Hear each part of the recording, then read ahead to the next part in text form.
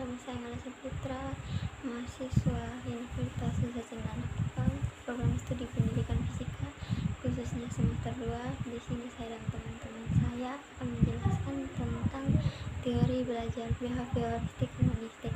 Nah, menurut pembelajaran, teori behavioristik itu adalah suatu upaya untuk membentuk tingkah laku yang diinginkan dengan menyediakan lingkungan agar terjadi suatu hubungan lingkungan dengan tingkah laku siswa, karena itu yang disebut juga dengan suatu pembelajaran perilaku. Ini adalah hal-hal yang harus diperhatikan dalam teori behavioristik. Di antaranya yaitu yang pertama, perlu diberikan reinforcement atau penguatan untuk meningkatkan motivasi belajar.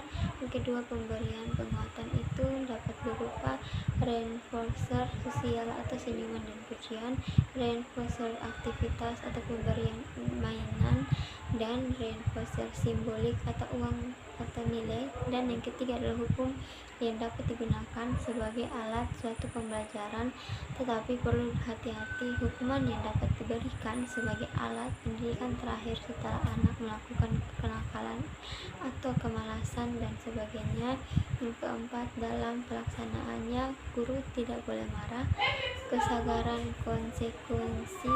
Salah satu prinsip dalam teori perilaku adalah perilaku belajar yang harus diikuti konsekuensinya akan lebih berpengaruh dari perilaku yang disertai konsekuensi yang melambat. Proses pembelajaran, guru hendaknya memberikan suatu pujian atau teguran setelah anak itu berhasil atau tidak berhasil. Secara umum, penerapan prinsip belajar perilaku dapat kita lihat dari langkah-langkah pembelajaran berikut ini. Yang pertama, tujuan instruksional. Kedua, menganalisis lingkungan kelas termasuk identifikasi atau entry behavior siswa. 3. Menentukan materi pembelajaran. 4. Menentukan memecahkan materi pembelajaran menjadi suatu bagian-bagian kecil untuk mengkaji materi pembelajaran. 5. Memberikan stimulus yang memungkinkan berupa pertanyaan, latihan, dan tugas-tugas. 3. Mengamati dan mengkaji respons siswa. 8. Memberikan penguatan atau mungkin positif atau negatif. Stimulus memberikan hal yang baru. Belajar behavioristik itu menjelaskan bahwa ada perubahan suatu tingkah laku dalam belajar yang merupakan akibat dari adanya interaksi antara stimulus dan respon yang menyebabkan siswa itu memiliki pengalaman baru. Perkenalkan, nama saya Desi Alehade dan saya akan melanjutkan materinya. Teori belajar behavioristik menurut para tokoh. Yang pertama adalah Thorndike, menyatakan bahwa dasar dari belajar learning adalah asosiasi. Belajar itu adalah peristiwa terbentuknya asosiasi antara stimulus dan respon. Teori ini dikenal dengan teori behavioristik. Stimulus respon dikenal dengan teori sionisme atau teori asosiasi. Stimulus atau rangsangan adalah perubahan dari lingkungan eksternal yang menggerakkan organisme untuk melakukan tindakan atau bereaksi. Sedangkan respon adalah tingkah laku yang muncul karena adanya stimulus. Teori belajar behavioristik yang dikemukakan oleh Pavlov dikenal dengan teori refleks terkondisi atau pembiasan klasikal. Dalam teori Pavlov, belajar adalah memasangkan antara stimulus lemah dengan stimulus kuat. Yang keempat adalah teori yang dikemukakan oleh Skinner dikenal dengan behaviorisme radikal. Proses penguatan perilaku operan, positif atau negatif, dapat memberikan akibat perilaku yang berulang atau menghilang. Prinsip-prinsip teori belajar behavioristik adalah sebagai berikut.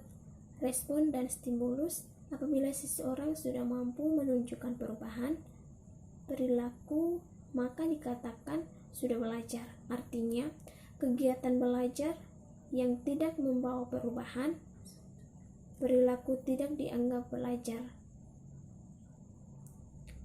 Adanya penguatan reinforcement, yaitu hal-hal yang bisa memperkuat respon.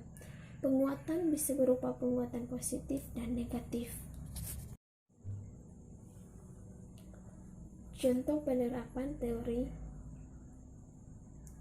1. Guru menyusun materi atau belajar bahan mengajar secara lengkap, mulai materi sederhana sampai kompleks. Yang kedua adalah selama mengajar, guru lebih banyak memberikan contoh berupa instruksi. Yang ketiga, jika guru menjumpai adanya kesalahan, baik pada materi maupun pada peserta didik, maka akan segera diperbaiki. 4. Guru harus lebih aktif memberikan latihan agar terbentuk kebiasaan yang diinginkan. Yang kelima, guru memberikan evaluasi berdasarkan perilaku yang terlihat. Yang keenam, guru harus mampu memberikan penguatan reinforcement baik dari sisi positif dan negatif.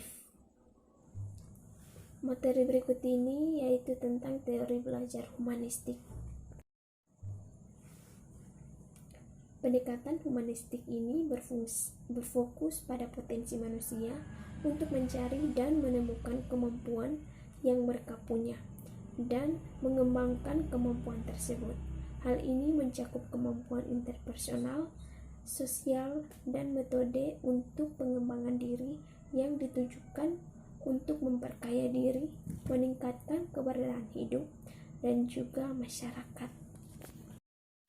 Baik, pembahasan selanjutnya yaitu adapun pengertian teori belajar humanistik menurut para ahli adalah sebagai berikut. Yang pertama, Arthur Combs. Arthur Combs, seorang pendidik sekaligus psikologi asal Ohio, Amerika Serikat.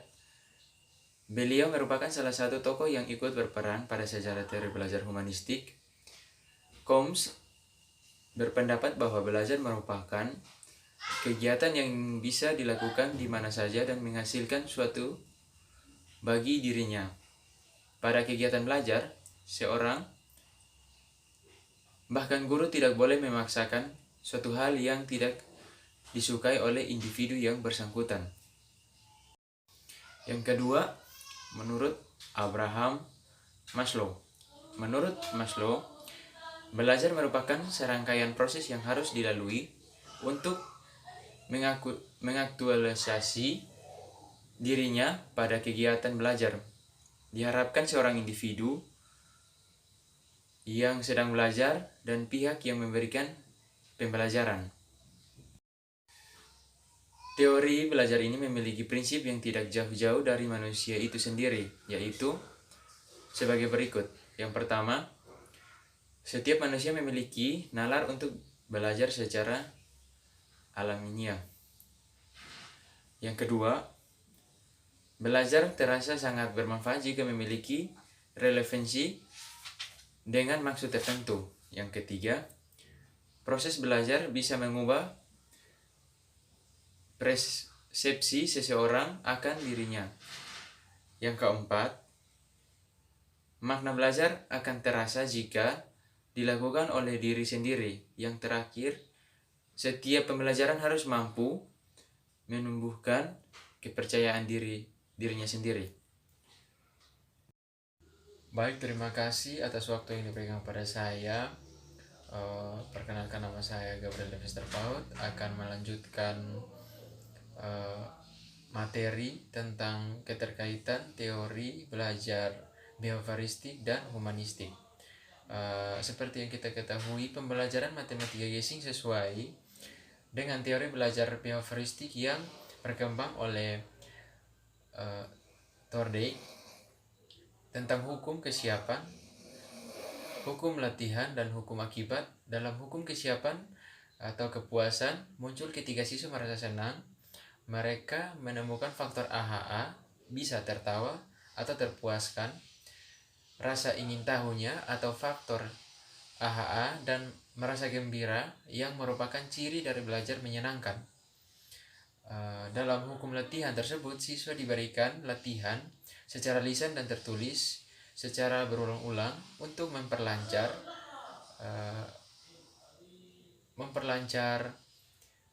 kemampuan mencongaknya hingga lancar. Dalam hukum akibat, ketika siswa mampu mengerjakan atau menjawab pertanyaan, maka diberikan pujian secara verbal dan non-verbal. Pembelajaran matematika Gesing sesuai dengan teori belajar humanistik, pemikiran Combs, yaitu siswa memiliki perasaan senang yang membuat siswa belajar sesuai kemampuan sendiri tanpa terpaksa. Mungkin ini saja yang dapat saya jelaskan. Terima kasih.